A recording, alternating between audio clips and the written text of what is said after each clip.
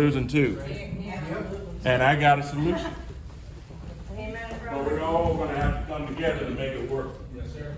It's going to take some effort. Not going to be easy. Because in this state that we live in, hey, Tori,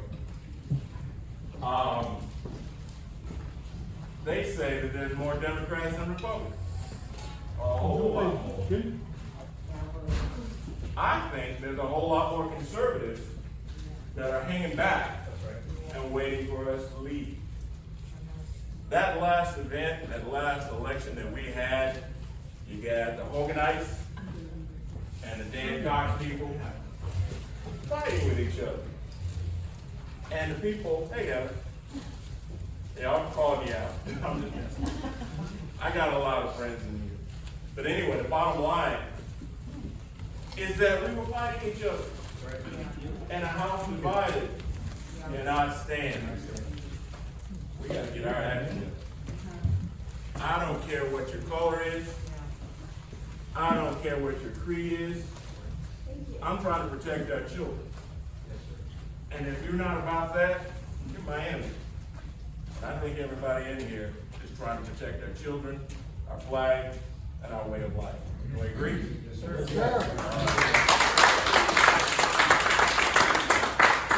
So Jim, Kim, David's up in New Jersey with our future nominee, Tracy. Where did you go? You're over there.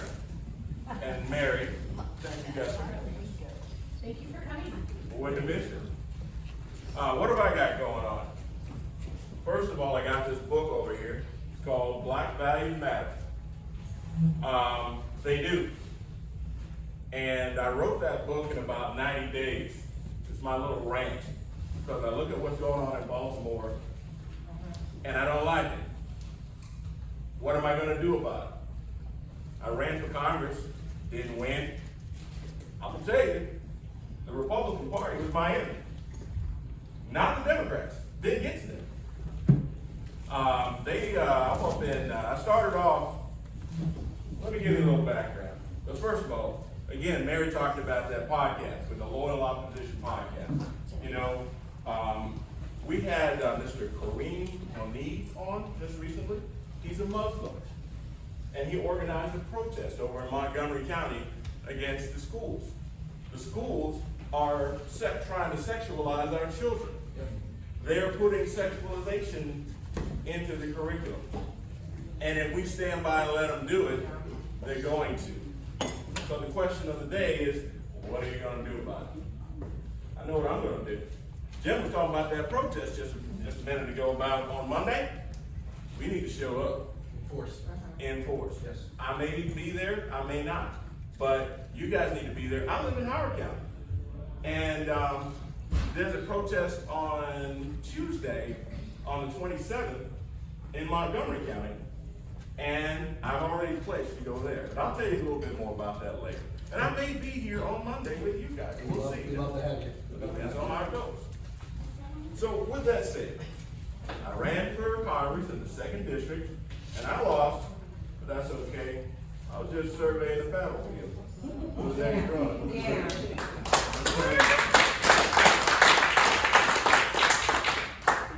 Unity, transparency, and civility. That's what we need to preach. We can't be out here fighting with one another in public. You got a congressman here by the name of Sarbanes. I call him Richie Rich. I call him Trust Fund Baby. He has a hereditary congressional seat. His daddy was the congressman here, wasn't he? Yeah. So, what year? You get born and then you just get to move into the seat when you're ready? How's that work? That means we aren't doing our job. We're not doing what we're supposed to do. I know somebody who wandered the hallways at NSA for 12 years. I know somebody who was a plank owner at US Cybercom, helped start the place. I know somebody who was involved in Operation Allies Welcome, Operation Enduring Freedom, at 911. I don't know where you might find somebody like that, but that person's pretty experienced. Been there, done that. Don't point at me. But the issue of the day is you guys letting Mr. Sarbanes have a traditional seat and just kind of hang out and not even have to run hard. That's not good. We need to hold him accountable. We need to give him a run for his money. He's bringing outside money into this place, into this state. Okay? And we can do better. So, I will tell you that person that I was talking about is unvaccinated. This person that you're talking about left the federal government. I was making, well, okay, it's me. I was making congressman money. But what I saw on Secretary Mayorkas' staff, I used to see the man every day. He'd stop into my office on the way to the coffee machine on our classified floor where other people at DHS couldn't get to. And he'd stop in and say, "Burn it." I was his DOD guy, bringing the money over from DOD. "Keep that money coming, right?" "Yes, sir." He didn't realize that my combat knife was in my drawer, and I could still use it. His life was in danger, and he just didn't even know. Did I record that? I'm supposed to say stuff like that. Mary, you're supposed to keep me straight. Too late. I know how Get that out. to edit. I know. Bottom line is 34 years behind the fence. That's what you get with me. I'm not saying I'm running for anything, but I'm still angry. I don't know what I'm going to do, but I am going to agitate the system. I didn't leave the government after 34 years just to stand by and watch our country fall apart.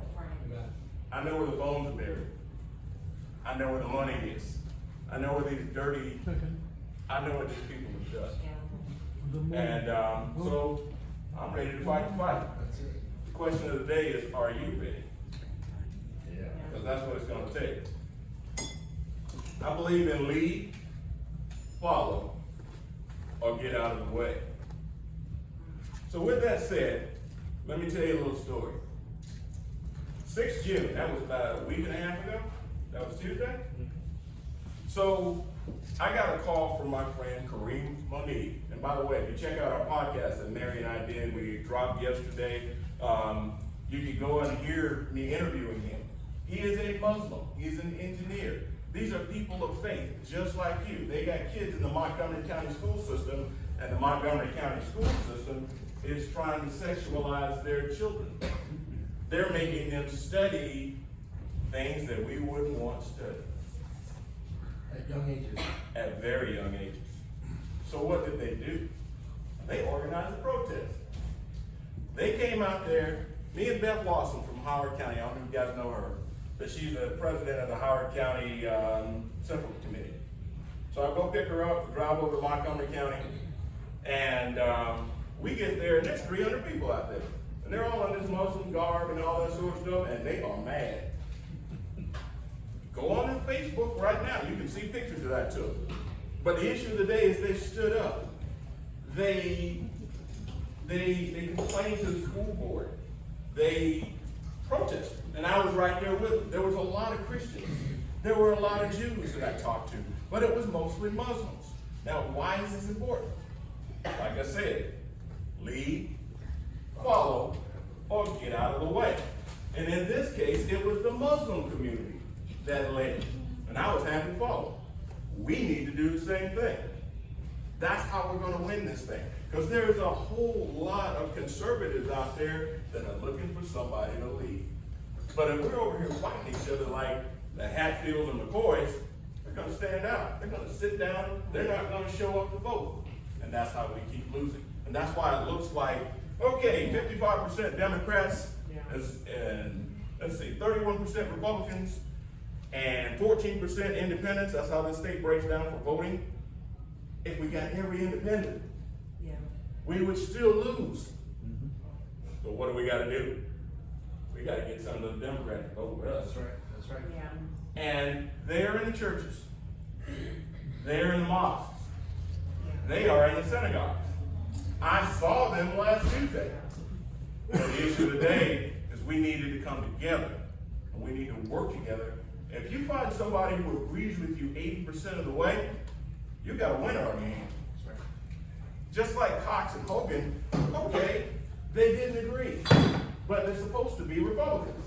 Yeah. And let me tell you, I saw people up in Carroll County when I was running physically assaulting each other. Let me take that back. I saw police reports. People filed lawsuits against each other. We look like a bunch of jackwagons. That's terrible. How can you win like that? You can't. We did Wes Moore's job for him. And I don't want to do Wes Moore's job. Yeah. I don't like it. I think he needs to go. That's right.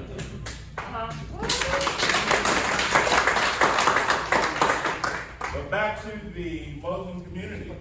They organized, they prepared, and they were ready when the time came. We got to do that. Because guess what's coming your way? Those rainbow people that are trying to take your flag away, trying to indoctrinate your children, they're coming here to Anne Arundel County. And you better be ready. Those rainbow people that are trying to take your flag away and indoctrinate your children, they're coming right to Howard County. And we better be ready. They've already come to Carroll County. Now I'm going to tell you another story about them, because I got a lot of friends over there. So imagine, one day, rainbow flags, enough for every classroom in all of Carroll County, all of a sudden just show up out of nowhere. And the teachers union told their employees that they needed to place those flags in those classrooms. And if you didn't place that flag in the classroom, your job was in jeopardy. The people in Carroll County found out about that, friends of ours, friends that I could introduce you to. And they said, oh, hell no.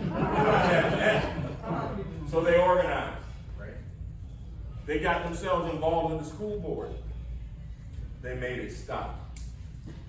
And now in Carroll County, you can have only one of three flags.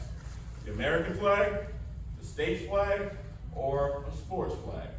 That's the policy at the Carroll County School Board. Oh, by the way, they got some people elected over there, by the way, and we're working to get more. And that's what we got to do.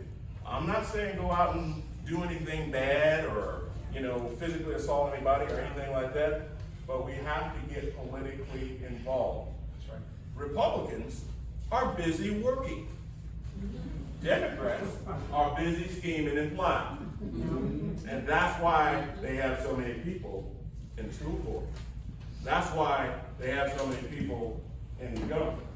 And while we're busy working and paying our taxes and fighting our nation's wars, they're over here promoting Saul Alinsky and Karl Marx. We need to read those books. I got copies on my bookshelves. I know what's there. Klaus Schwab too. You got to pay attention because your enemy will overtake you unless you know his tactics. That's what I'm trying to get across to you. The enemy of my enemy is my friend. So when our buddies of the Muslim world and our friends in the Jewish world say they need our help and show up at a protest, or they show up at a mosque or whatever you need them to do, we need to try to show up because there's only so many of us. But the thing is, if we show some leadership, if we show what we're capable of doing, you might find that they will come back you up when the time comes. And that's what I saw in Montgomery County the other day. Now, I'm going to say something somebody might not like, but I ain't known for holding my tongue anyway. So today, I was on a phone call with the MDGOP. Anybody know who that is? Maryland Republican Party. I'm part of their grassroots effort. And we were talking, and we were plotting and planning, and they're doing some great work. They're over here doing, voter integrity project and trying to clean up the voter rolls, and I love that. However, I had a slide, and I put that slide up on, Zoom or whatever we were using. And that slide showed that protest on coming up on the 27th up in Montgomery County. And I said, I'm going to be there. And I looked around, and everybody looked the other way.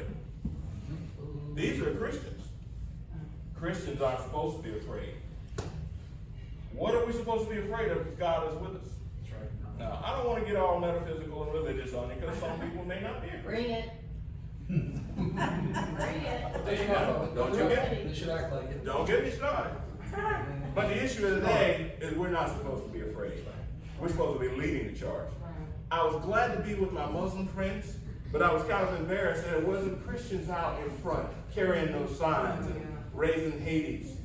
Oh, by the way, I'm still proud of that protest because of those people there might have been about 50 of the rainbow people on the other side. There were so few of them they had to bring their little boom box and try to drown us out. The boom box wasn't loud enough.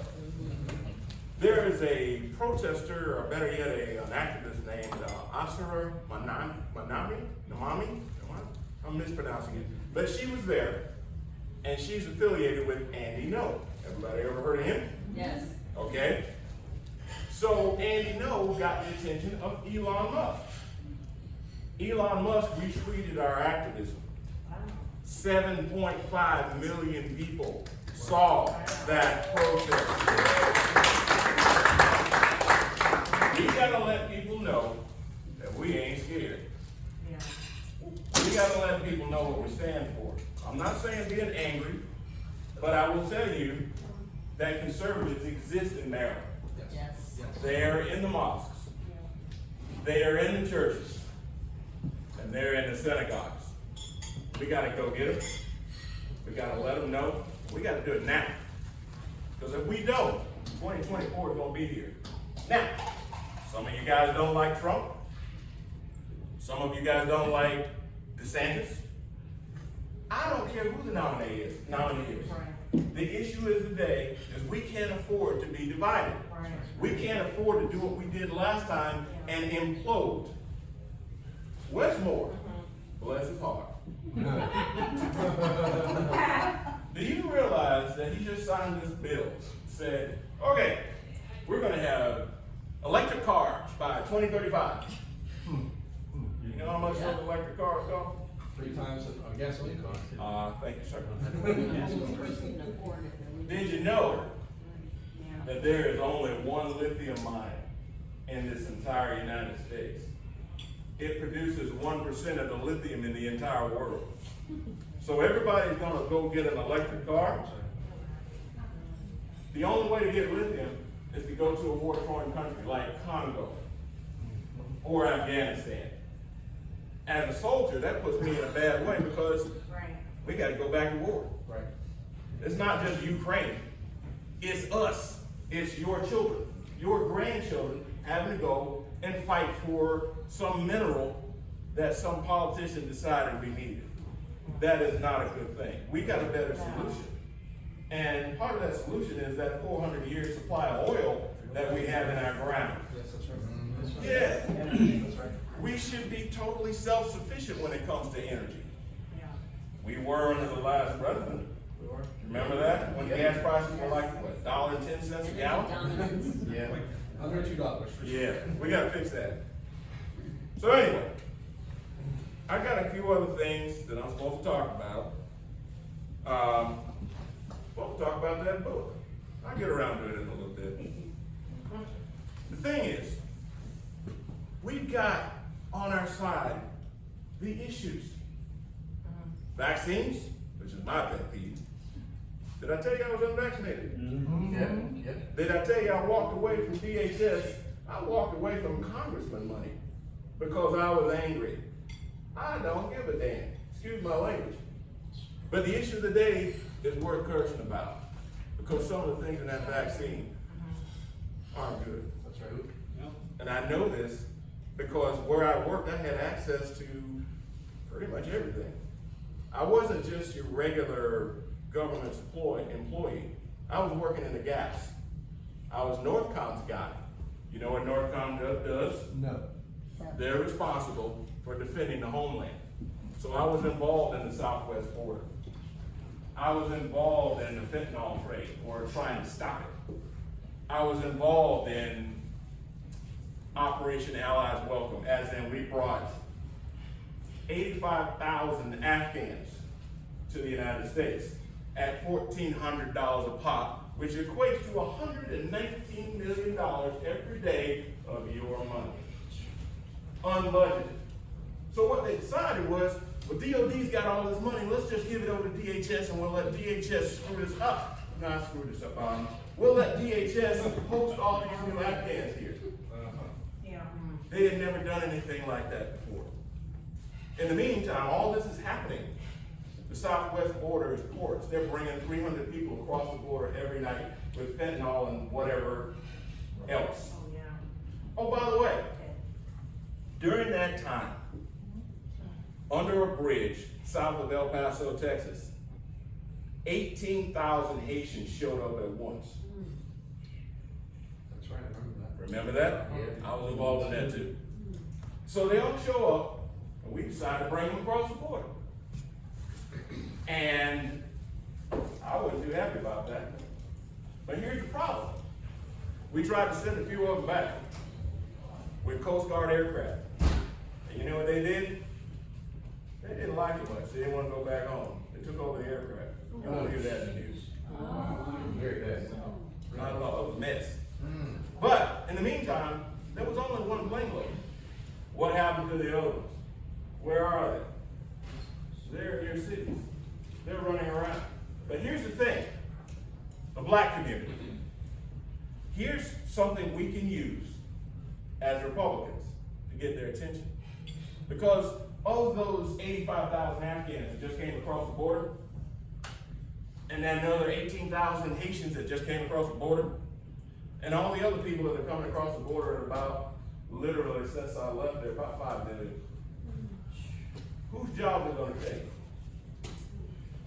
Ever thought about that? That's right. Most black people don't know that. They don't understand. They're just going along with their whatever they're doing and thinking that these people aren't going to affect them. They are. Yes. Now back to those 85,000 Afghans. Again, Operation Allies Welcome. They sent me a nice big old plaque from DHS a year after I left there. I got it up on the wall. It's signed by Secretary Mathews. He should be in jail, but doesn't know the time when Yeah.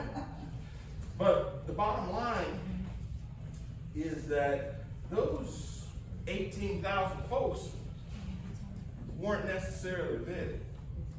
Now people could say they were. I was there. They couldn't vet all those people. The issue was, let's bring them on over and we'll worry about that later. Now, while this was happening, remember, I worked for U.S. Northcom, U.S. Northern Command. You talk about NORAD and U.S. Northern Command, you know, spy balloons, all that sort of stuff, F-16 blowing stuff out of the sky, all that kind of crap. Over the last 30 years, I've been involved in everything. I was in 911. I've seen it all, 12 years at NSA, okay? I had access to all these three-letter agencies, DARPA and all that sort of stuff. I wasn't your regular dude. I got a chance to hang in the gaps, and that's why I know all this stuff. But back to what I was getting at. Those people weren't vetted. Oh, and by the way, have you ever thought about the idea that, you know, when COVID happened, they sent a lot of people home? As in work from home? So most of the people at DHS were working from home. Most of the people at DHS, I know people that are GS-15s that moved out of DC and bought houses in North Carolina. And they're still there to this very day. Working from home. Working from home. And DHS, bless their hearts, and not just DHS, but the entire federal government, let these people go. And legally, they can't make them come back. Think about it. We paid for them to go home, go wherever they are, buy a house. Legally, we can't make them go back because we paid for them to go. Most people, have you guys work for the federal government? NSA? Okay, well if you work for NSA, and NSA tells you you got leave, then they buy your house for you. They guarantee the cost of your house, so you're not gonna lose money. So, why is this important? We owe $32 trillion. That's $32.7 trillion. Oh, 32.2. if I'm not mistaken. Am I wrong, Tori? That's $94,700 for every citizen in the United States. That means my daughter, my granddaughter, has a mortgage. She's 2 years old, and she doesn't know about her mortgage. And we let it happen.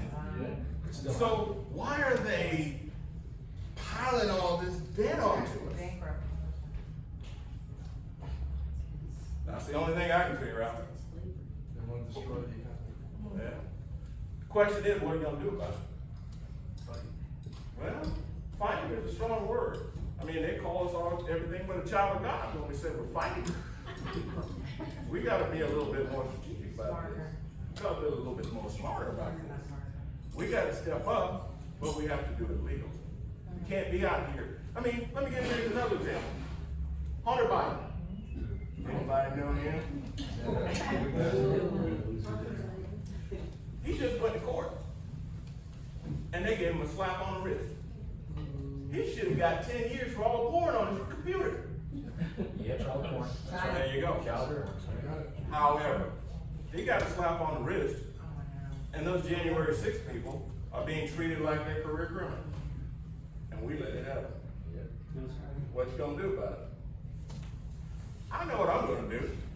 I'm gonna agitate the system. I'm gonna go to every protest that I can. Yeah. I'm gonna sell as many books as I can. And I say sell, this book says Black values matter. What it should say is American values matter. Because the issue of the day is that Black values are American values. Upward mobility, anybody for that? Anybody for patriotism? Same thing with Black folks. We believe in the same things that everybody else believes in. So with that said, if we could just recruit about 20% of the Black vote to vote with us. Thomas Sowell, anybody ever heard of him? Economist, Stanford Emeritus, smart guy.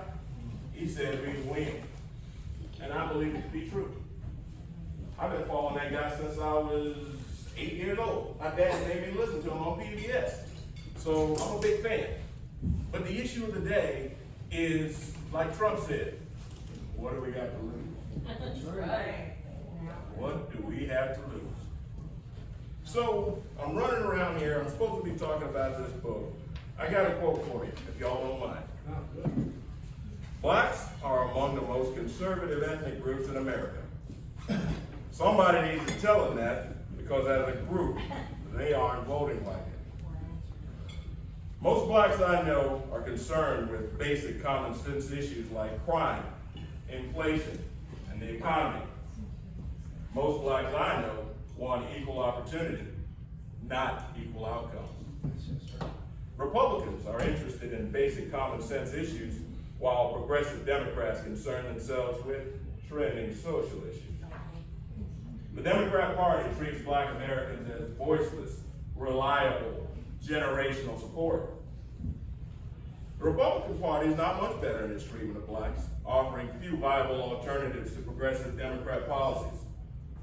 Liberal policies sound great in political campaigns, but after several decades of unbroken support, what has the greater Black community received in exchange for decades of undying reinforcement of progressive causes? Maybe it's time to audit our one-sided political support. I offer that America's Black civil rights movement has been conflated and neutered through association with the issues of supposedly oppressed minorities. And as I said before, Black values matter. So, Ben Carton's retired. Anybody know who he is? That's right. Yes. Exactly. What are we going to do about it? Who's going to run? You. No.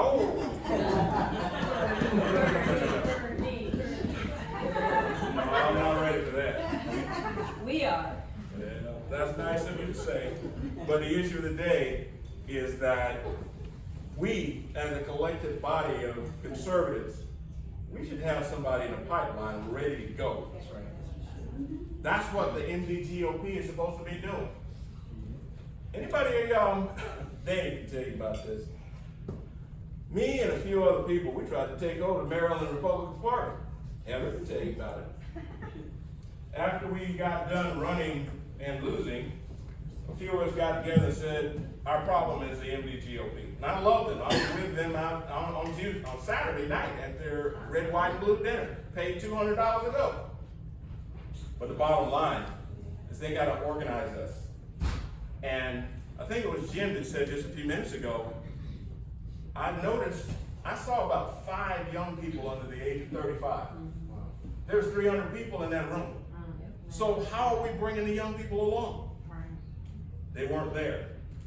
So when we retire, when we become politically no longer active, who's going to take our place?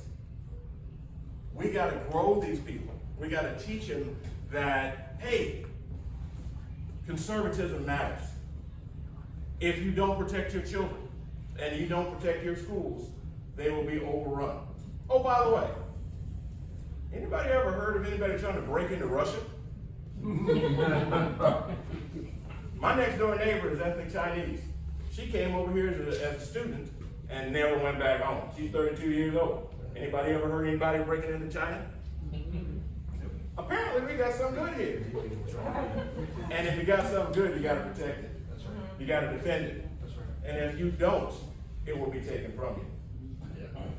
Now, the bottom line is we got to appeal to the middle of the electorate. We got to find somebody, and I'm not talking about me, who is acceptable to those who are moderates, but we also got to find somebody who is acceptable to the Trump supporters. And we got to bring them together. And if we don't do that, we're going to lose again. And I hate losing. So think about this. We need unity, we need transparency, and above all, we need civility. We gotta stop being evil with each other. People are watching. When we go out to various events and we're, being aggressive and assertive, sometimes folks don't like that. But the bottom line is we need to win. Yes. How many congressmen do we have in Maryland? What, 8? We got 1 Republican, Andy Harris. We need a beachhead. We need to win. We need to win big. We need to win big right now. Now, there's a lot of people out there that are working behind the scenes, doing the election integrity project. David Morseberger, you guys know him. David is the bomb. We talk all the time. He bought my first Audible book, and I'm so proud of that. But the bottom line is what these guys are doing is they're going out physically checking the voter rolls because the Democrats got dead people voting. And if we don't check on them, they're going to continue to do the same thing because they're going to get away with it. From the Civil War, there's still people that died in the Civil War that are running down. Still alive, still voting. But we got to call them on. You can't stop them if you don't know what they're doing. Right. So, bottom line is I'm tired of black people being used as an unwitting hammer to get the rest of the country to do what the 1% wants us to do. Winning in Maryland starts right now. Now let's talk a little bit about this book. Black culture is under attack, whether you know it or not. Chris Rock once said there's a civil war going on among black families, and we are all losing. Anybody looked around in Baltimore lately? My wife and I like to go to Fogo de Chao. Anybody familiar? Oh, yeah. We started going to the one in D.C. because she's afraid to go to Baltimore. We live 20 minutes away from Baltimore, and she won't go in. And I love my state, and I love my cow. So, but the issue of the day is you drive around Saturday afternoon in Baltimore, and what do you see? These guys are riding around on motorcycles, doing wheelies, and harassing the tourists, and pretty soon they don't show up anymore. And if the tourists don't show up, they don't go to Fogo de Chao and drop $200 on a dinner. And if they don't do that, then the tax base suffers, people don't have jobs, and we have misery and unhappiness. It all feeds together. So with that said, we got to face Baltimore because there's a lot of crime that comes out of Baltimore.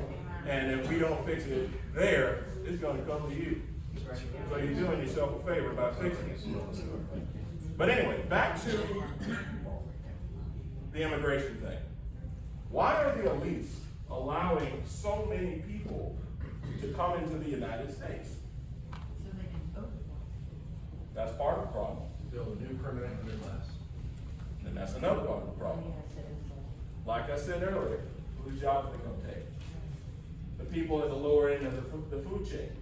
And folks don't even see it. They keep voting for the mayor in Baltimore, and he keeps, I looked at his budget today, it's hundreds and hundreds of dollars.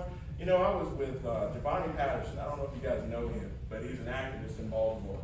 And we're down at the school board, he's protesting, I'm trying to back him up. And I look around in the parking lot, nothing but Teslas. $80,000 electric car. These supposed to be teachers, they're supposed to be civil servants. But that's what I saw.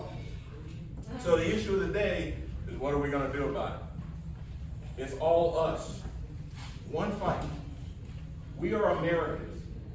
And we stand up. We don't just let people run us over. And the issue of the day is that's what's happening, is we're being run over by the 1%. Now, you ever heard the term, go woke, go broke? Yes.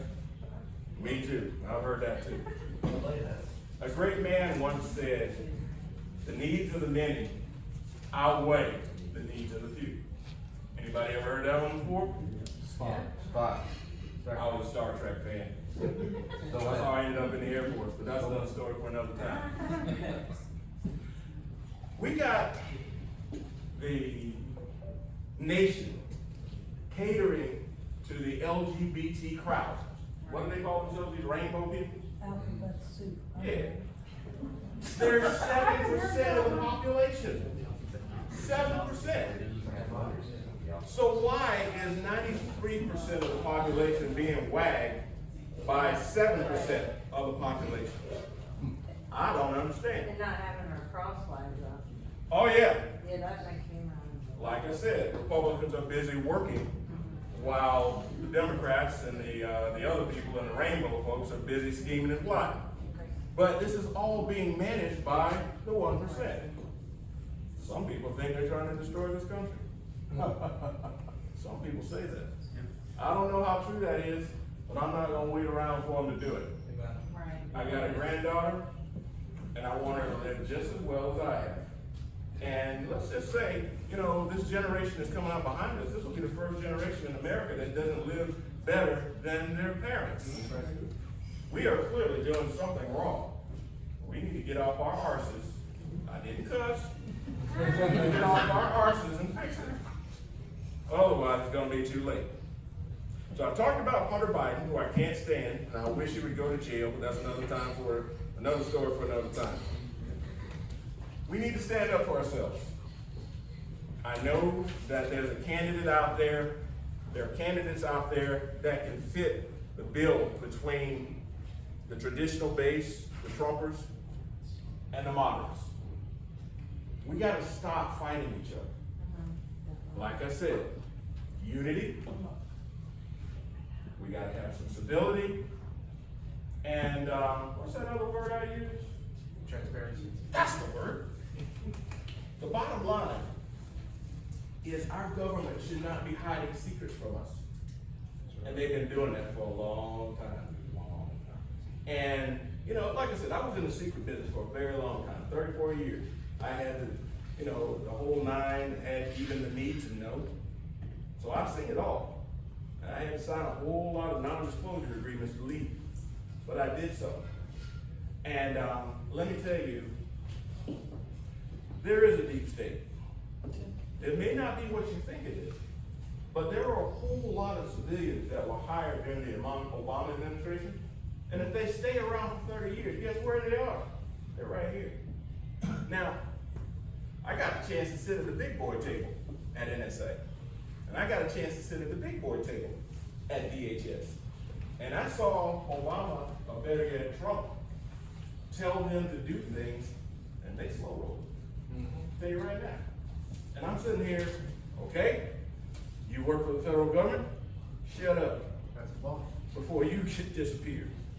And when I got over to DHS and I saw how bad the problems were, I'm just like, look, I can't deal with this anymore. I'm out. And by the way, they were trying to give me the shot. And I said no. And, you know, I was telling Dana this a few minutes ago. I'm going to be honest with you. 2006, July 9th, 3 o'clock in the morning, I'm being shelled. I'm in Fallujah with the Marines. Why is an Air Force satellite guy on the ground with a bunch of Marines? I don't know. But I was there, me and my boys. And it got bad. And I said to the Creator, if you get me out of this, I will do whatever you want.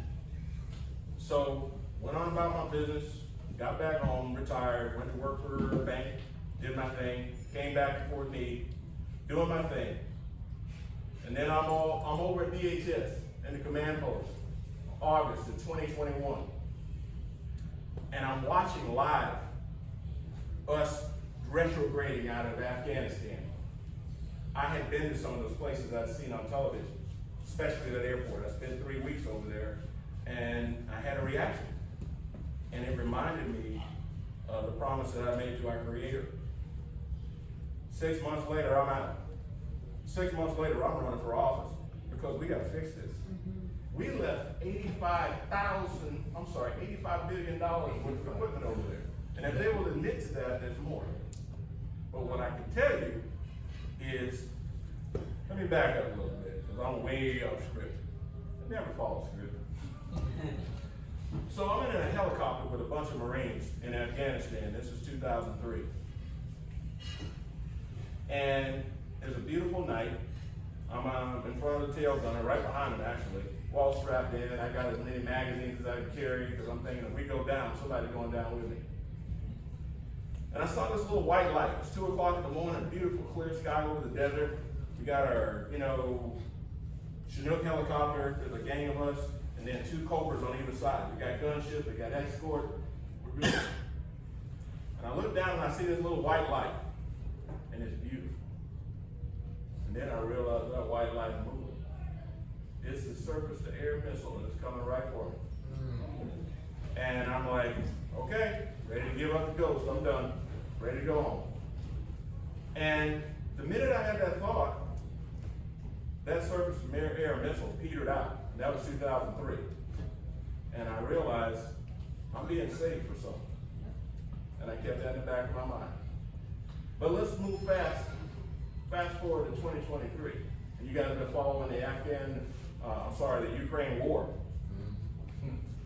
Some of those missiles that we sent to Poland to be used in the Ukraine war are now in Mexico. Being sold. And guess who they're going to be pointed at? Your sons and daughters. We got to do a better job of spreading weapons around the world. And oh, by the way, who's the largest arms dealer in the entire world? It ain't the Russians. Afghanistan. That's us. USA. We keep wars going. If you notice in your lifetime, when have we not been in a war? This country has been in a war, I think, 223 years of its existence. We are exporting war. That is not good. We spent so many bombs in the Ukraine, or better yet, we gave them so many bombs that we had to borrow bombs from the Korean government. Think about it. And when they get done with all this fighting with the Russians, guess who gets to go clean up Ukraine and make a profit at it? Us. BlackRock. The people who are controlling your pension. They're making money off of war. We gotta stop this. Most people don't even realize what their pensions are invested in. But anyway, I'm off on another tangent, talking about things I probably should. The issue of the day is we gotta get control of our government. We've got a 1% that is out of control, doing whatever they wanna do, and they're telling us one thing and doing something else. And in the meantime, while we worry about all this rainbow stuff, they're over here poisoning our water. They're raising us up with glyphosate. Anybody know what that is? Roundup.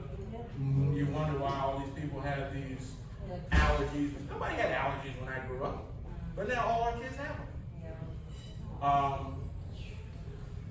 Roundup, Monsanto, all these companies, they're not working for Pfizer. You know, they got a no bid contract for those vaccines. Something goes wrong with your kid, you can't sue Pfizer. Right. You can't sue Moderna. You can't sue Johnson & Johnson. How did that happen? So they have no incentive to treat us well. And we're letting our senators and our congressmen and our president get away with this. So anyway, I'm off on a tangent. I'm way off where I should be. Where'd Jim go? He just took a phone call, walked outside, he's coming right back. Well, that means I get to talk some more. No. Here's the bottom line. We gotta fix this. But the power to fix it is right here, in this room. Small groups, plotting, planning, scheming, coordinating, working together. There are a lot of conservatives in Maryland. But like I said before, they're not going to stand up unless we stand up first. We have to lead. And as I said before, lead, follow, or get out of the way. Yep. Jim, I'm done.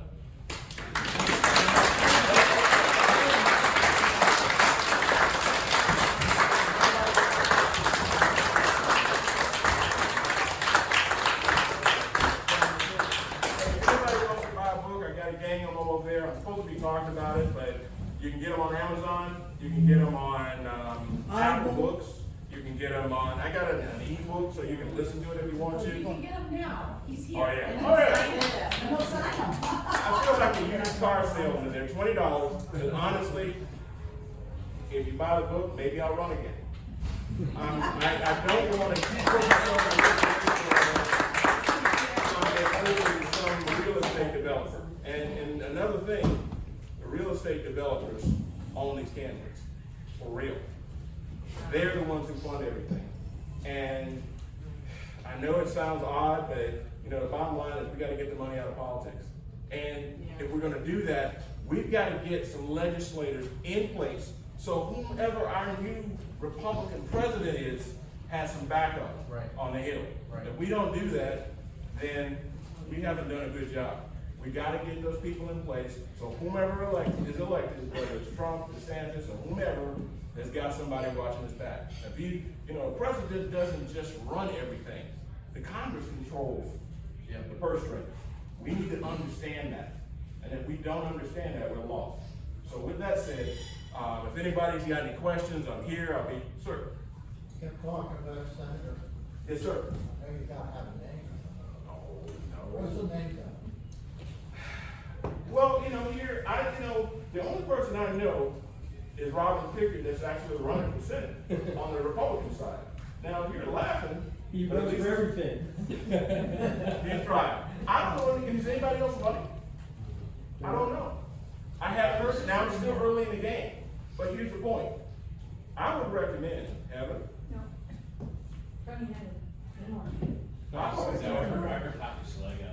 Kathy, I've been getting a lot of advertisements from her, and I wouldn't be surprised. So the bottom line is, whomever is our nominee, whomever is running, we gotta get behind them. We gotta support them financially, we need to pray for them, because we're in a state full of Democrats. Yeah. We're in a state full of liberals, and they don't like us much. But I tell you what, if we got our act together, we can shock them, because they're resting on their laurels right now. Yeah. You should have seen that protest when I was out there. I'll tell you another story, if you don't mind. Okay. You don't cut me off? No, I am not. So, 2-3 weeks ago, I'm in Laurel with the Howard County Republican Central Committee. You can look on Facebook and you see pictures of us. We were the Rainbow Committee. There was me, there were 2 or 3 black folks, there was a Mexican guy, there was a white girl. The issue is we don't give a damn about race, color. We can't care about those things. Right. We gotta care about our conservative values. Right. So what happened? I'm sweating like a bear. My people are farmers, so I'm gonna sweat. Okay, forgive me. So with that said, we're into this tent. We set the tent up at like 6 o'clock in the morning. It's about 1 in the afternoon. Here comes this little girl, me and my friend Sheila, who happens to be black. She's a retiree, she was a teacher. So we're sitting in the back of the tent. and the other guys are up on the front of the thing, you know, giving out merchandise, whatever. This little tiny little black girl, about that high, walks around in front of the desk, walks around to me and Sheila. And you know what she was mad about? She said, Governor DeSantis is ruining my life. Why are you supporting him? And I said, ma'am, you do realize we're in Maryland. We're not in Florida. And she was in hot. But the point is, what bothered her more than anything else, but there was a black man standing with the Republicans. And that messed up her day. Second story. So the guy beside us was a young college guy. And a tall guy, he was selling something or whatever, but the bottom line is we were there with him all day. We were pointing towards one another. So at the end of the day, it's 4 o'clock, we're packing up, getting ready to go. And he comes over and I hear him say, I'm trying to pack up my crap and get out of there. Because the cops are there, they want us off the street. I'm gonna get him now. This guy's 19 years old.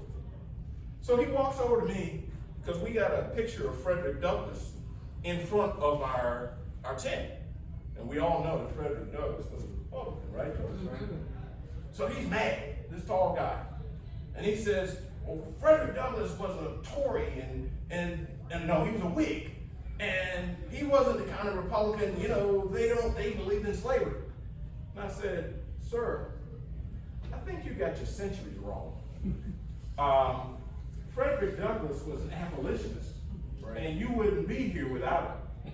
And I said, oh, by the way, you do understand that the people you're talking to, because he was ready for a fight, Ray Serrano, Stanford PhD. I got 2 master's degrees myself. And Sheila has a master's degree, whatever. It's not about the education, but this guy is so arrogant. He's 19, 20 years old. I said, sir, what is your educational background? And then the first thing he said to me was, sir, are you in the military? I said, I retired after 20 years, 7 months, and 23 days, but nobody's counting. And he said, oh. And I said, by the way, let me explain something to you. The people you're arguing with were educated before you were born. You're arguing with all this education. Tell me about your educational background. He says, I'm a junior in college. I said, you need to pick your battles a little better. And after that, he shrank away. But the best part was about earlier in the day, about 1 o'clock in the afternoon. I'm sitting out there handing out stuff, and we're having a good. People are looking at me weird because there's this big black guy standing with white folks. And we're having a good time taking pictures. You can see the pictures up on Facebook. So here's, no offense, this little bitty short white guy comes walking by. He's probably like 75 years old. And I'm standing there, and he walks by, and he said, Republicans burn books. And I said, oh, hell no, I'm not gonna let him get with me. I said, sir, I have never burned a book in my life. You have me mischaracterized. And then he got mad. He turned around, walks up to me and started waving his arms. And he said, I went to Vietnam because of people like you. And I looked at him and I said, I went to Afghanistan, and I went to Iraq, and I went to Ukraine because of people like you. And by the way, I don't appreciate you waving your little arms in front of me. And you know what he did? He ran away like a little girl. I don't understand why anybody be scared of me. Oh, nobody. But the thing is, these 3 scenarios, I messed up that paradigm. Here I am, this big old bear-looking black guy, standing with the Republicans. I don't care what their skin color is. I care what their ideology is. We got to get this thing together. We got to find people that are like us. And we got to get them elected. We got to stop all this Trump / this whatever Hoganism. We're conservatives. And if you can find somebody who agrees with you 80% of the way, then you just won. That's a friend. That's a friend. So, with that said, I think I'm running out of time. If anybody wants to buy books, It's over. I know. Mary's always timing me. She does all my editing and keeps me straight. And you know, sometimes we interview people and they run along, and she's like, Bernie, don't bring that guy back. But But if anybody wants a book, I got plenty of them over there. I got a whole suitcase full of them. But, you know, the cool thing is if you know somebody who could benefit from an American message, promoting our country, that's what that book's about. Everything about me is in that book. I'm not trying to hide anything. And like I said, America's been good to me. I should be in the tobacco field worrying about my 3 illegitimate children that I don't have. But there, for the grace of God, go I.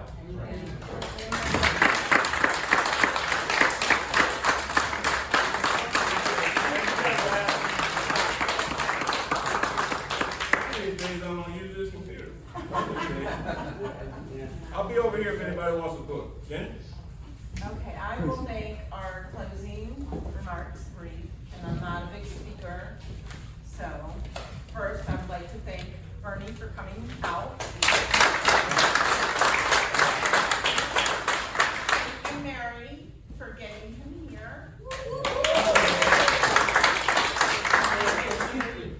His books are right here, and if you want to get them signed and get a photo with him, I'm sure he will be more than happy to do all of that for you tonight.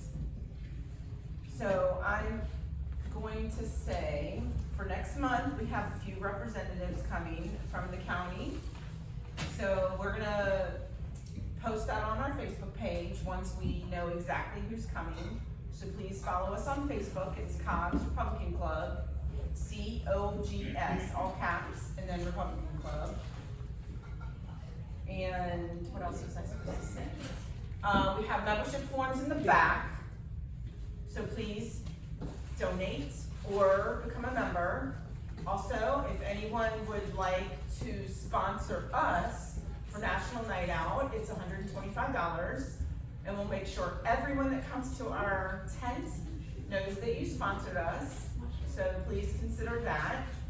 And what else? And thank you all. Tip your waitress. Debbie was wonderful.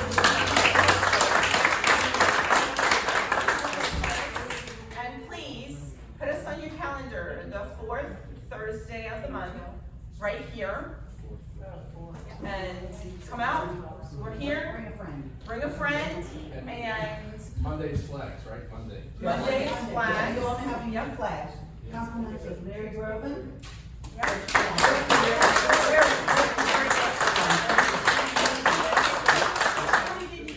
They're in the box, just grab them on the way out. Yeah, and join a club. If it's not ours, it's some. Get involved. No, we're gonna win. We have to win. We have to win. We have to. We have to, I agree. And there are no more rhinos, establishment, there are no more name calls. We're all friends, and that's all we need to know.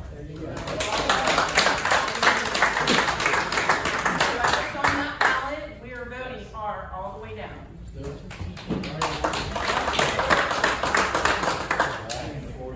Anything else?